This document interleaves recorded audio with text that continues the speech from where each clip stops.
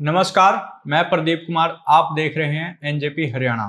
आज 13 मार्च को हरियाणा के नए जिले हांसी में जन नायक जनता पार्टी के राष्ट्रीय अध्यक्ष डॉक्टर अजय चौटाला के जन्म दिवस पर सर्व हरियाणा जन चेतना दिवस रैली का आयोजन किया गया था। लोगों के मन में जो सवाल चल रहे थे कि क्या इस रैली में उत्तर प्रदेश के पूर्व मुख्यमंत्री अखिलेश यादव आएंगे और क्या यहाँ कोई बड़ी ज्वाइनिंग देखने को मिलेगी, इन सवालों के जवाब आज की रैली में मिल गए हैं। इन सवालों का जवाब ना में मिला है, यानी रैली में आने के लिए अखिलेश को न्योता तो दिया गया था, लेकिन रैली में वे आए नहीं। हालांकि अखिलेश ने अपने चचेरे भाई व लोकसभा सांसद धर्मेंद्र यादव और समाजवादी पार्टी के एक और सांसद हरेंद्र सिंह मलिक को रैली में जरूर भेजा। एक खास बात यह रही कि दुष्यंत ने अपने भाषण में अजय चौटाला के वनवास खत्म होने की बात कही। उन्होंने कहा कि जेबीटी घोटाले में अजय चौटाला को जो सजा हुई थी वह 2021 में पूरी हो चुकी है। सजा पूरी होने के 6 साल बाद तक चुनाव नहीं लड़ा जा सकता, जिसके अनुसार आगामी चुनाव लड़ने के लिए वह योग्य हैं। इस बात की भी बहुत चर्चा हो रही है कि अजय ने अपना विवादित बयान एक बार फिर दोहरा दिया है, जिसमें उन्होंने कहा था कि जो नेपाल, बांग्लादेश और श्रीलंका में सत्ता परिवर्तन हुआ था वैसा यहाँ भी होना चाहिए। हम एक बार आपको दुष्यंत और अजय के भाषण के कुछ मुख्य अंश सुनाते हैं। मुझे खुशी है कि हांसी हरियाणा का 23वां जिला बना है और ये सौभाग्य भी है कि मैं इस देश की पंचायत का, सबसे बड़ी पंचायत का अगर सबसे युवा सदस्य बनकर गया तो ये हांसी हिसार लोकसभा का हिस्सा था, ये अवसर मिला। और दूसरा सौभाग्य, जो सबसे बड़ा सौभाग्य है, ये भिवाड़ी के साथी बैठे हैं। डॉक्टर अजय सिंह चौटाला जी जब इस देश की पार्लियामेंट के सदस्य बने थे तब ये हांसी भिवाड़ी लोकसभा का हिस्सा था। आप लोगों ने तो हम दोनों को वो ताकत, आशीर्वाद दिया है। मगर साथियों, मैं तो आपसे हाथ जोड़कर एक निवेदन कर सकता हूं। ये आप लोग हो जो इस मैदान को मजबूती से आगे बढ़ा सकते हो। कई लोगों के मन में संशय होगा, मैं एक संशय आज दूर करना चाहूंगा। 2013 में डॉक्टर अजय सिंह चौटाला जी को 10 साल की सजा हुई, ये कहते हुए कि इनने 3206 में से 800 भिवाड़ी लोकसभा के बच्चों को नौकरी देने का काम किया। डॉक्टर अजय सिंह चौटाला जी ने बिना किसी आरोप 10 साल आप लोगों के लिए सजा काटी और 2021 की जनवरी में वो सजा पूरी हुई। साथियों, एक कानूनी पेच था कि सजा पूरी होने के 6 साल तक चुनाव नहीं लड़ा जा सकता। मगर आज मैं आपको इस पावन धरा पर डॉक्टर अजय सिंह चौटाला जी की कर्म भूमि के इस हिस्से पर एक चीज कहना चाहूंगा, वो वनवास खत्म हो चुका। अब आपकी जिम्मेवारी है। आपने डॉक्टर अजय सिंह चौटाला जी को मैदान में जैसे पहले उतार कर काम कर संगठन की ताकत को बढ़ाया था राष्ट्रीय अध्यक्ष के रूप में, उसी ताकत को दोबारा लाकर देना है। आज समय है बदलाव का, और बदलाव कौन लोग लेकर के आते हैं? बदलाव नौजवान पीढ़ी के लोग लेकर के आते हैं।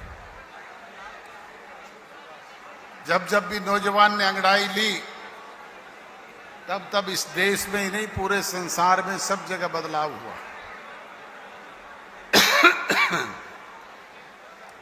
हमारे यहाँ पे इमरजेंसी से पहले बिहार की धरती पर स्वर्गीय लौह प्रकाश जयप्रकाश नारायण जी ने नौजवानों को एकत्रित करके उन्हें एक रास्ता देने का काम किया था। इमरजेंसी लग गई, देश के सारे नेताओं को जेलों में ठूस दिया गया। हम लोग जेलों में थे और आप लोग अपने घरों में बंद थे। ये तो इमरजेंसी की इंदिरा गांधी को शुद्ध बुद्धि आई और उसने चुनाव करवा दिए। जैसे ही चुनाव हुए आपने देखा कि वो नौजवानों की अंगड़ाई, हमारे जैसे छोटे छोटे बच्चे भी गलियों में झंडे लेकर के निकल पड़े और जनता पार्टी जिंदाबाद, जनता पार्टी जिंदाबाद। कहीं का ईंट, कहीं का रोड़ा, भानुमति ने कुंबा जोड़ा। चंद दिनों पहले बड़ी जनता पार्टी ने कांग्रेस का पूरे देश में सफाया कर दिया। जब रेडियो पर धुन बज रही थी कि सवेरे वाली गाड़ी से चले जाएंगे, इंदिरा गांधी के टोटल सिपह सलाहकार चुनाव मैदान में धराशायी हो गए। आपकी मनचाही सरकार जनता पार्टी के रूप में बनी। आज फिर उसी तरह के हालात हैं। हमारे पड़ोसी मुल्कों में आपने देखा है,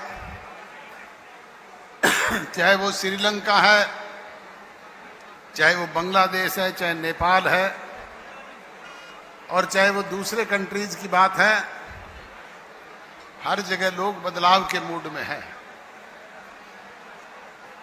और लोगों ने ऐसे लोगों को सड़कों पे दौड़ा दौड़ा करके ना केवल पीटने का काम किया, बल्कि सत्ता से बेदखल करके अपनी सत्ता बनाने का काम भी किया है।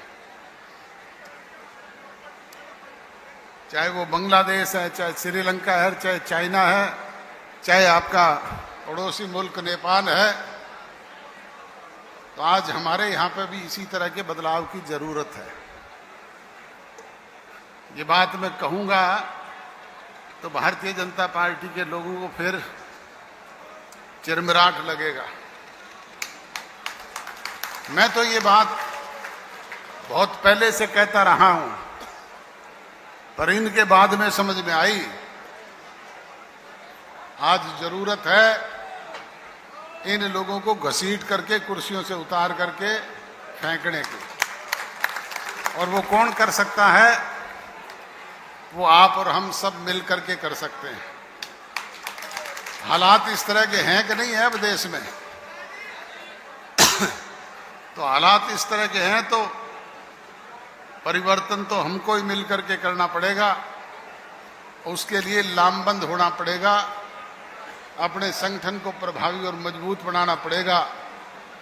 दिसंबर में हुई स्थापना दिवस की रैली की ही तरह आज की जन चेतना दिवस रैली में भी कोई बड़ी ज्वाइनिंग देखने को नहीं मिली।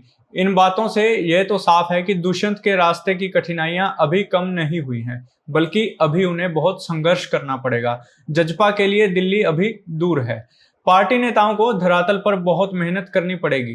गांव-गांव और घर-घर जाकर बूथ स्तर पर काम करना पड़ेगा। आगामी चुनाव में अभी 3 साल से भी अधिक का समय बाकी है और तब तक परिस्थितियां कैसी रहेंगी, चुनाव में क्या होगा, यह तो समय ही बताएगा। आपको हमारी रिपोर्ट कैसी लगी कमेंट करके जरूर बताएं। देखते रहिए एनजेपी हरियाणा। धन्यवाद।